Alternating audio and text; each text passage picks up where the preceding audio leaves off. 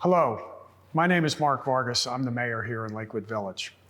Our town's history begins in the 1960s when Alan Graham showed up here with his sons Bill and Frank and set out to build a lakefront community. Bill Graham sat down with Chris Farage to talk about the town's founding and many of the forward-looking decisions they made which shaped the town that we see here today.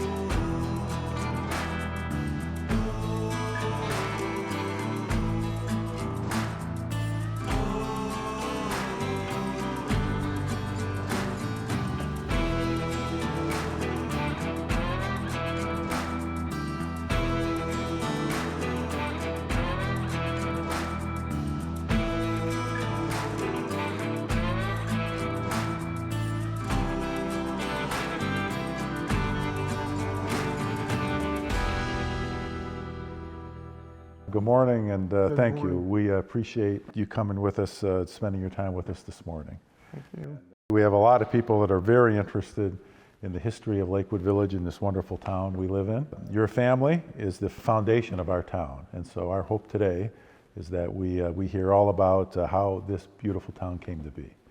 So with that, can you start off telling us a little bit about you and your family and your father and your brothers? Tell us a little about yourself, and then we'll talk a little bit more about Lakewood Village.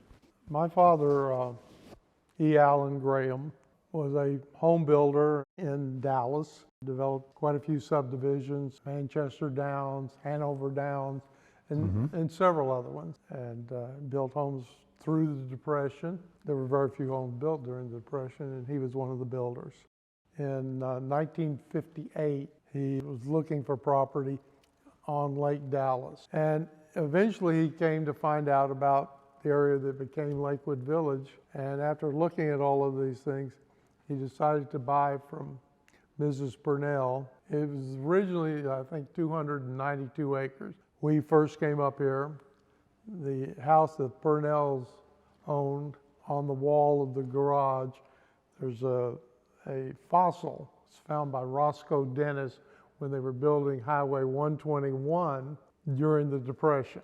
Wow. The property that's south of the current sewer plant, and I don't remember the man's name now, he had, I think, 15 or 18 acres. That was purchased probably 2 or 3 years later, probably 1960, something like that. Then there was a 60-acre tract, which was west of the front entrance we are. There was another 15 acres that's bought where Garza Lane now makes that curve. Anyway, it got up to about 400 acres, as I recall. 400 acres that will eventually become Lakewood Village. Can you speak a little bit, Bill, about what the area was like at that time? Okay, the first thing you noticed about coming to Lakewood Village in those days is the street was not paved. It was a gravel street. Yeah. And at the spillway, there was a bridge. The Dallas Corinthian Yacht Club convinced them to blow a hole, took out the bridge because they wanted to have their sailboats able to go into the new lake, because Lake Dallas was getting shallower, particularly the north end of it. In '68, I wasn't working here then. I was working at the title company. But my brother Frank, he and my dad got together and they started developing it. So it was, Section 1 was developed then. It was put in, and one of the great stories of that period of time was that I ran across a python. A python? We're in not too far from where the current sewer plant was. That snake was about 24 foot long. And about that big around, maybe bigger than that. He was huge. Yeah. And I drove up on him and behind him, and I got out of my car foolishly. And I started to drive over him, and I thought, oh, he was too big of a log, and I was afraid might wrap around my truck, so I backed out and left that. But never saw that snake again. Fortunately, we have no more pythons in Lakewood Village. I hope not. Was there a first home that was built in town that your memories attached to? Yeah. Tell me about that. The first home was on the northwest corner of Shoreline and Lake Crest. That home's still there today. It was built by a man by the name of Bill Windsor and his partner Cecil, and Woody Wickers was the man's name. He was a Brana pilot. And he moved in it in October of '69. He moved in, and then the financing didn't get closed. And so Bill Windsor then moved in that house. He was the first person to move in.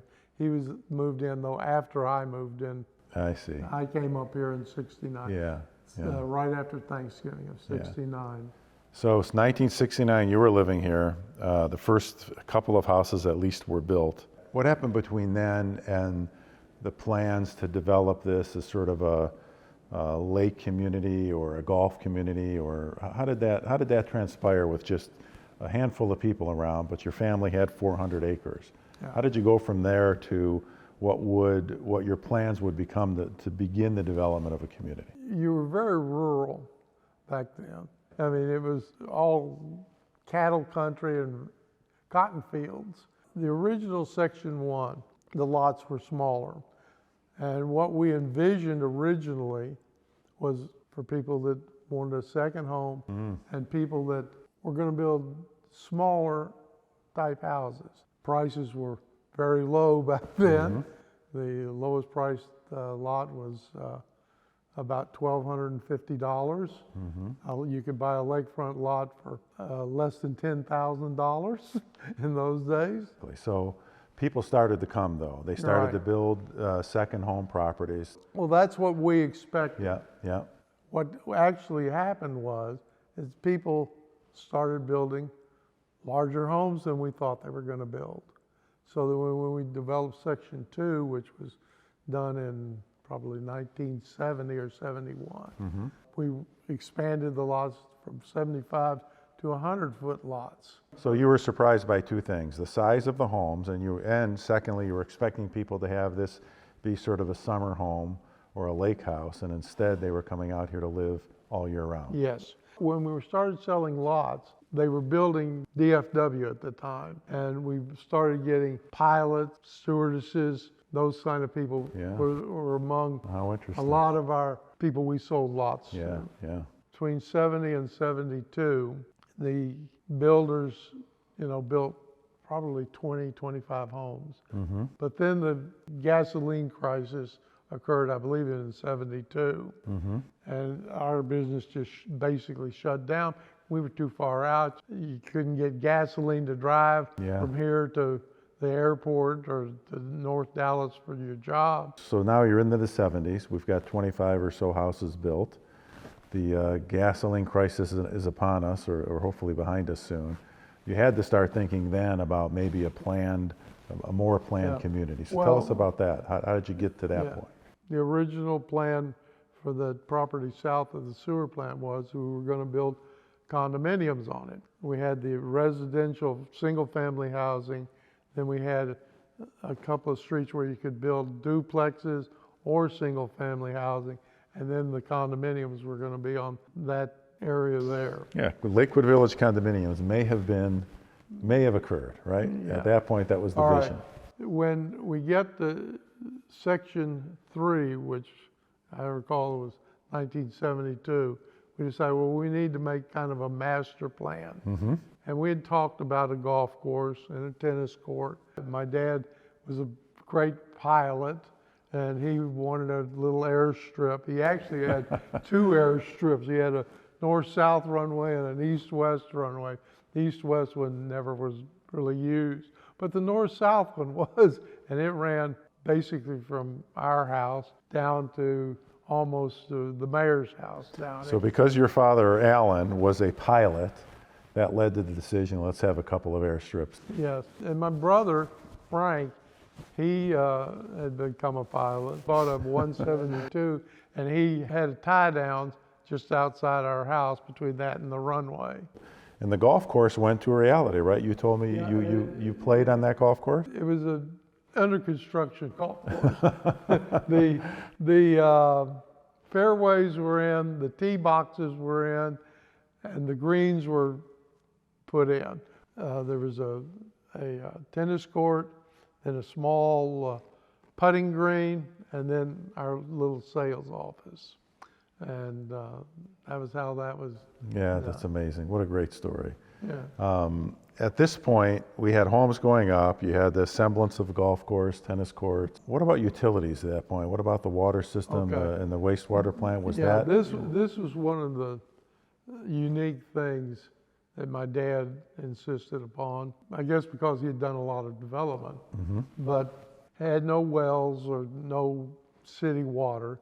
So he drilled wells. The first well was drilled where the current city hall is, behind it. It was in the development of Section 1. We put in the streets and paving, to put in the well, we put in the sewer plant. Now that was really unique because nobody up here had their own sewer plant. My brother Frank went down to A&M, got his water and sewer licenses, and he became the water and sewer guy. You know, my understanding is you know, people don't think much about wastewater plants or sewer plants, but that decision itself was a big strategic decision for our town. Very unique is what you said. Yes, it was before Little Elm had one. It was before the colony had one, particularly privately owned. Back in '68, Frank and my dad created Lakewood Village Utilities Company, which operated the water and sewer company and sold water and sewer services to our growing metropolitan development of about 7 houses at the time. Then when I came up here, we created a land development company, and Travis Oil Company sold the remaining lots that they had not sold yet to individuals to Lakewood Village Development Company. And I was president of Lakewood Village Development Company. And then later on in the early 70s, Frank left and went to work for a municipal utilities district down at the colony. And I became basically everything up here. Right. And it perked along. You know, we'd sell a few lots and several houses would be built, but it was not a big. It wasn't explosive growth. It was not explosive growth, no. But we kept the thing going. Then about 75 or 6, the town of Little Elm wanted to expand. And they met with Frank and I, wanting us to be annexed. The main reason they wanted to annex us was for the tax revenue that Lakewood Village would provide to Little Elm. And Little Elm did not provide many services. They didn't have water and sewer and that sort of thing. So, you know, we were more advanced than they were at the time. How interesting. So you decided to stay independent. So we had tried to have this homeowners association. We tried to organize it a couple of times with a few people that were in here, although it was growing. By then, we probably had maybe 40 houses, something like that. And anyway, we had at least 200 people. And you have to have 200 people to organize a town in the state of Texas.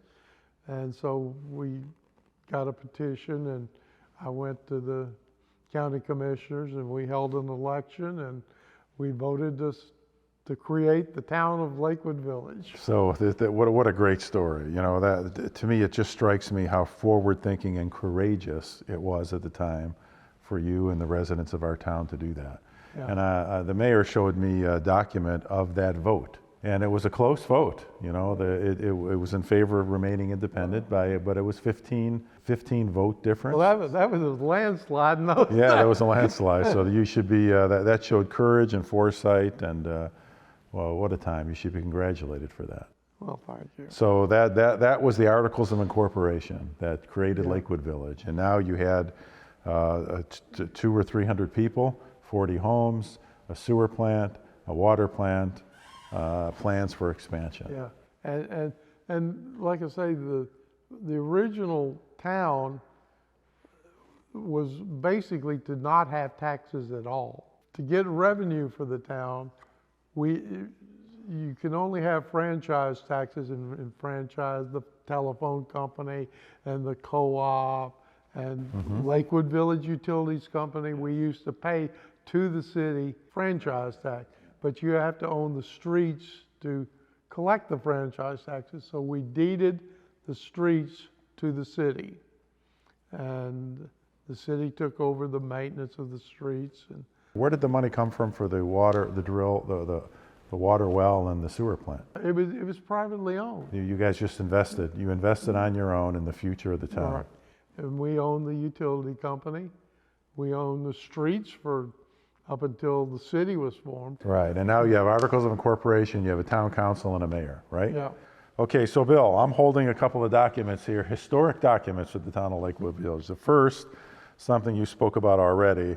So this was the date of incorporation, the election to incorporate the town. It happened on April 2nd, 1977. And the vote for incorporation was 52 votes for, 37 votes against. So that was the 15 vote affirmative majority.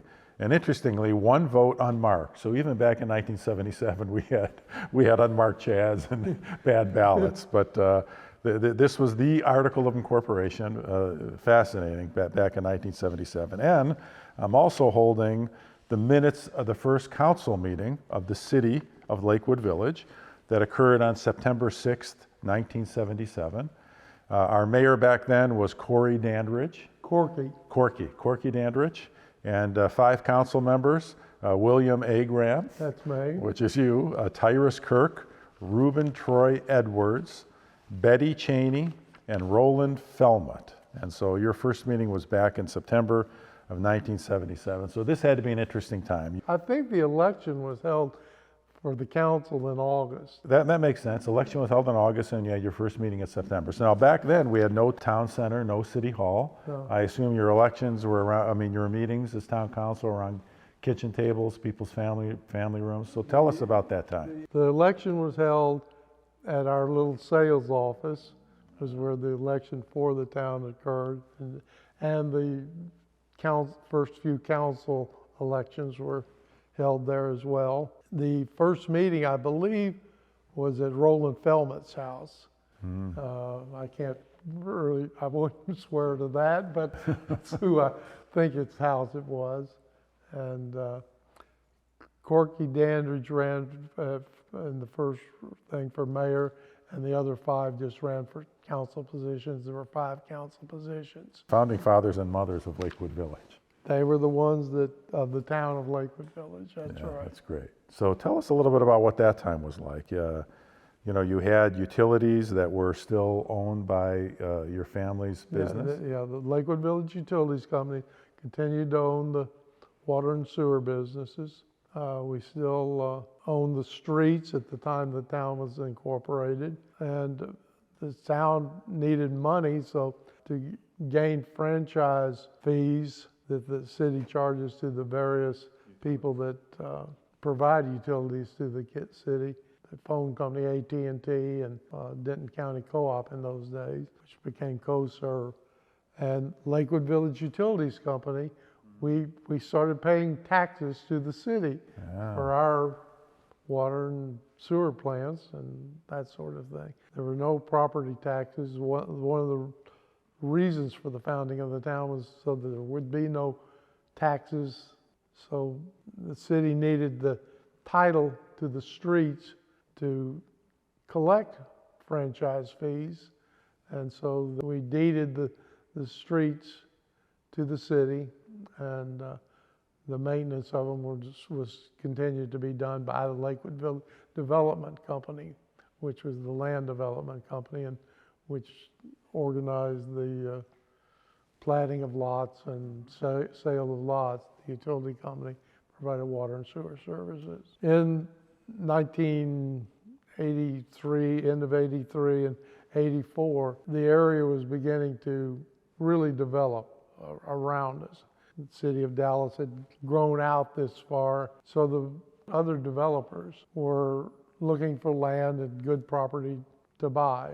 In that period between 77 and 84, we had an opportunity to sell to a developer that had developed over on Lake Ray Hubbard. But he wanted to have inexpensive housing, even mobile homes and that sort of thing. But we insisted upon him developing it with, brick houses and single family housing. We were doing it to protect the people that we had sold land to, because in 84, we had 7 different groups wanting to buy property. And they came to us, and everything is for sale at the right price. So we put a real high price at the time on the property. Belgian-American company, not only did they agree to our price, but they agreed to pay all cash. And so we sold the raw land, but we did not sell the developed lots or the water and sewer plant. It was a lot of money at the time. And like I say, it was well over what we considered the market price back then. And so this was the Belgium American Investment Company, presumably headquartered overseas in Europe. And so from a distance, they held a big portion of what was then Lakewood Village, right? Yeah. And they maintained that without developing it. So I do want to ask you also about the utilities. I know the sewer plant and the water plant were such a big portion of our founding. At that point, your family still owned the water system and the sewer system, and the town of Lakewood Village does not own them yet, right? The utility company was always subsidized by the development company. The expenses were greater than the revenue was. And once the city was formed, they insisted upon setting the water rates. Before the city existed, we agreed to use City of Dallas rates. We couldn't just jack up rates whatever we wanted, But then when we had the city decided they wanted to set our water rates. And they basically wouldn't give us enough money to operate the company, even just break-even point. They wanted the development company to continue to subsidize the rates. But the city then wanted all these additional services. They wanted larger water main from the water tower to the mains. We put in large mains so that you could put fire hydrants on it. Every fire hydrant we put in was on at least a 6-inch main. And at that point, you deeded them to the town? So they wouldn't do it. They would not give us enough money to do what they insisted we do. They just kept wanting the development company to subsidize the utility company. And I told them, I said, we can't afford to be doing all of these things unless you increase our rates. And they wouldn't do it. So I said, okay, well, we'll run the utility company through bankruptcy. They didn't like that idea either. Yeah, right. So they began the negotiation with the city to purchase the utility company.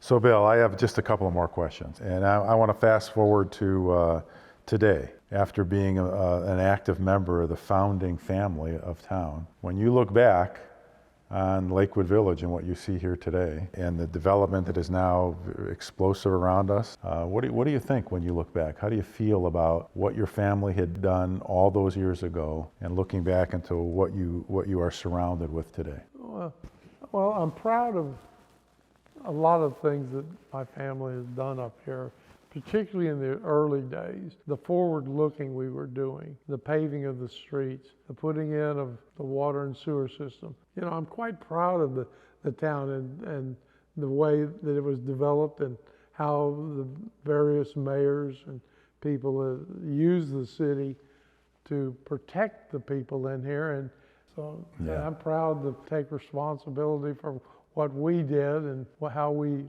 began it. I'm proud of what it has become. Well, Bill, just to close, it's clear to me that the story of your family, it's frankly a great American story, a family unlike many others that were able to set a vision, invest to keep themselves, keep your family active and employed, and creating a vision for a community that affects generations of people.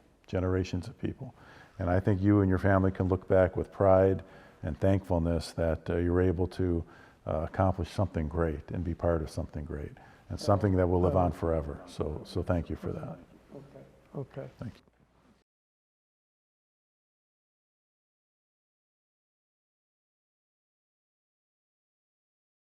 I told you in 57, they blew a hole in the old Lake Dallas dam, which took out the road that Garza Lane was. And you had no way to get, except to go around the lake to get to Lewisville. So my dad had a couple of solutions for them. One was a toll bridge. But at the time, the Toll Roads Authority thought there was not be enough traffic to justify building the bridge, so they didn't do it. So as an alternative to a toll bridge, my dad started investigating a ferry service. And he went down and found some barges, the ferry barges, down on the Gulf Coast. And he was going to bring them up here and build a dock on this side and on the other side, on the Lewisville side, and run a ferry across there. To take automobiles, right? Take People and automobiles. right? How interesting.